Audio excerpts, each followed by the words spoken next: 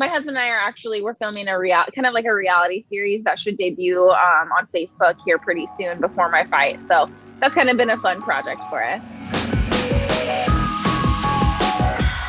All right, what's going on, guys? This is Brian Jones from PopCulture.com, and joining me today is a very special guest. She's one of the most popular fighters in the world. You can see her in the upcoming event, Bare Knuckle Fighting Championship 19 on Friday, July 23rd. She formerly competed in UFC. She's a model, author, TV star, as she's competed in Dancing with the Stars and also seen on Chop. Paige VanZant. Paige, thank you so much for joining us. How are you? Good. Thank you so much. Great introduction. I loved it. I appreciate that. But as I mentioned, you're going to be in BKFC 19, taking on Rachael Ostovich. How are you feeling leading up to this match? I'm feeling great. You know, I'm really excited about this matchup. I fought Rachael Ostovich in the UFC already. I have one win over her. It was by armbar. So now we're, going in and we're taking the gloves off, bare knuckle fighting each other. So I'm really excited about this fight. Does the fact that you faced her before give you an advantage? Now, again, it's very different from what you did in UFC, but does that help you in terms of preparing for this matchup? Yeah, I would say so. I feel like once you have that like mental edge over somebody, beating them before, I feel like I'm going into this. I definitely, one, have the win over her in the UFC, but then two, I've actually had experience in bare knuckle boxing where she hasn't yet. And I feel like the advantage truly is just having the experience in this fight. Yeah, absolutely. And you mentioned the experience you took on Bret Hart earlier this year. That was your first BKFC matchup. Came up a little bit short, but what were some of the things you were able to take away from that match? Yeah, the biggest standout from that fight is I truly felt like the first 2 rounds were kind of like a learning curve where I was trying to figure out the whole bare knuckle thing, trying to figure out what I was doing. By the 3rd round, you see me slowly pick it up. And then 4th and 5th, I feel like I completely dominated the 4th and 5th round. Unfortunately, it's 5 rounds and she got me on the first 3. So I felt great. If it was one more round, I feel like I would have finished her. So I feel like I just have the confidence to know that I know what to expect. I know that I can be extremely dominant and confident during the fight and just that experience out of the way. So I feel like I learned a lot in that first fight. Yeah, I got a chance to watch that fight and I saw that progression. So yeah, I think you improved vastly in that first match. So when it comes to BKFC, you obviously came from UFC. Other than the obvious differences, what are some of the challenges that you faced making that transition from traditional MMA to bare knuckle fighting? Yeah, so the big difference for me was just being completely focused on one style of fighting. I feel like in boxing and in bare knuckle boxing, it's really just one element to focus on, whereas MMA, it's mixed martial arts, right? You have to work on wrestling, jujitsu, kickboxing, Muay Thai, whatever your striking regimen is. And here you do have to be, it's almost like you have to be great at one thing and not just good at a lot of things. So I felt like it was so important for me making that transition to find a super, super good boxing coach. And that's what I have for this fight in my corner, is a straight boxing coach. So I could really just like focus on the one element and become great at just boxing. Yeah, absolutely. And when you left UFC, you mentioned that you were looking at other promotions, Bellator, a couple more MMA spots, and then obviously you joined BKFC. What was the deciding factor of you joining something like bare knuckle fighting? There was a few reasons. When I left the UFC, I became a free agent. I had some great offers. I had an offer from the UFC. I had offers from multiple organizations, but the one that really stood out to me was BKFC. One that came in with a really strong offer, and then beyond that, it was more just like the idea of fighting for bare knuckle boxing. It just seemed really exciting to me. It seemed like something that I would really do well in, because my entire UFC career, I was known for being extremely tough and being able to be really gritty and violent. And I feel like that's what you need in bare knuckle boxing. Yeah. So there was, a few different reasons, but I'm really happy with the organization. I love working with them, and they've been really fun to fight for. Yeah, I can definitely see that. And one of the things you mentioned earlier, and I thought this was pretty interesting, that you had talks with WWE. You said you would keep the door open in terms of joining WWE, and you visited the Performance Center in Florida. When it comes to WWE, is that something that you have followed in the past or you follow now? Have you been a fan of WWE? I am a fan and I do follow them. I think I was, obviously the door is open there. I love the idea of competing and being a part of their organization because they are so amazing. But I feel like the commitment there, it's a full-time job with the athletes for the WWE. What they do is extremely amazing. It's pure talent, but I feel like it's a full-time job. You can't be half in, half out. And right now I do have 2 feet in BKFC and combat sports. So, I feel like eventually in my career, I feel like the opportunity will definitely still be there. And I feel like there's interest on both sides. So maybe later down the road, but right now I am focused on just bare knuckle boxing. Yeah, you mentioned the fact that those WWE superstars are committed. They're on the road 300 days a year. They started back on the road yesterday. So yeah, it is definitely a full-time commitment. But if you do make that decision to join WWE down the road, is it possible, would you like to get in the ring and mix it up with Ronda Rousey, who made an immediate impact when she left UFC to join WWE? Now, Ronda Rousey is not with WWE now because she's about to have a baby, but when she comes back, do you see that a possibility taking on Ronda Rousey in WWE if you make that choice?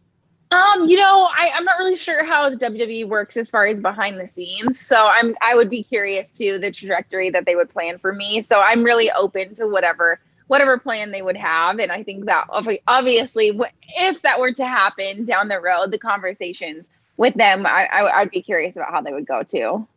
Yeah, no doubt about that. And switching gears a little bit, one of the things you're also known for is your social media posts. You have close to 300 million followers on Instagram, and you post almost about anything on your Instagram. So, and because of that, there's negative comments that come with it. How difficult is it to not pay attention to those comments from fans? It's actually easier than people would think. Of course, I put the pressure on myself to be successful in it. And it is like, poking a wound, having the negative comments. But, oh, that's my dog. Yeah. He came Awesome. to say hi. Oh, of course. Hello. So, you know what? And I was talking to Tyron Woodley about this too. And he said something that couldn't be more true, that a hater never lost me a fight and a fan never won me a fight. So why should I care what any of them say? And I think that's going into this next one it's so true. Like there's nothing that anybody has said online that either won or lost me a fight. So I might as well just, not really pay too much attention to it. And one of the things that you've also done is launch your kind of a fan only site where fans can subscribe and get your exclusive content. How's that been going for you? Because it seems like it's been very successful so far. It has been. And that was, it took me a long time to get to the point where I felt comfortable starting like the exclusive fan sites. I go through a company called Fan Time. I really appreciated that they let me create my own domain name. It was I get to choose exactly what goes on there, when to post, how I engage with my fans. And I had been asked for years, about making an exclusive content site like that. And I was kind of on the fence, but now that I absolutely love the experience.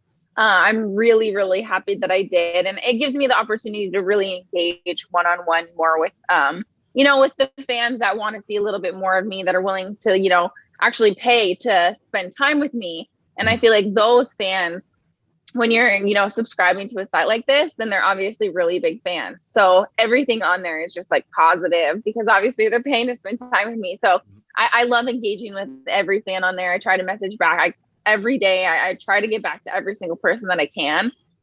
So it's been an awesome experience. Awesome. And when it comes to some of the things you've done in the TV world, I mentioned that you were in Dancing with the Stars. How challenging was that? Because that's something very different. Ballroom dancing isn't something that was easy, but you seem to do really well in it. How challenging was it to learn the dancing moves and be ready when your performance was up? How challenging was all that? Yeah, Dancing with the Stars honestly was one of the best experiences of my life. I had a ton of fun on there. I took second, which I'm still like hoping they bring me back for a redemption season. But it was, what the hardest part for me was just like the camera work. Being on camera like 12 hours a day is definitely exhausting. I was fortunate enough. My parents did own a dance studio growing up. So I did dance growing up. I had never done ballroom before, which was brand new, especially like trusting a male partner to like guide me and lead me. And it was a learning curve, but I had an amazing partner, Mark Ballas, and the experience couldn't have been better. So you would come back if ABC or Dancing with the Stars asked you to come back for, I guess, kind of like an all-star season? Oh, of course. I would do it in a second. I would go out there and I would love to be on the show again. I truly did have so much fun. And it's like, you know, I created these friends and memories that I would have forever. Oh, no doubt about it. And just a couple more questions before I let you go. In terms of your fighting career, what are some of the goals you have in bare knuckle boxing, or just if you want to go back to MMA? What are some of the goals you have? Yeah, you know, I feel like obviously I want to become the champion of BKFC. I want to become a bare knuckle boxing champion. And then beyond that, I have kind of like sparked this obsession with boxing. So I could see myself just going into traditional boxing after this. I have such respect for all these female boxers, and I've been having so much fun with Pedro Diaz, and he truly believes that I could have a successful career in boxing.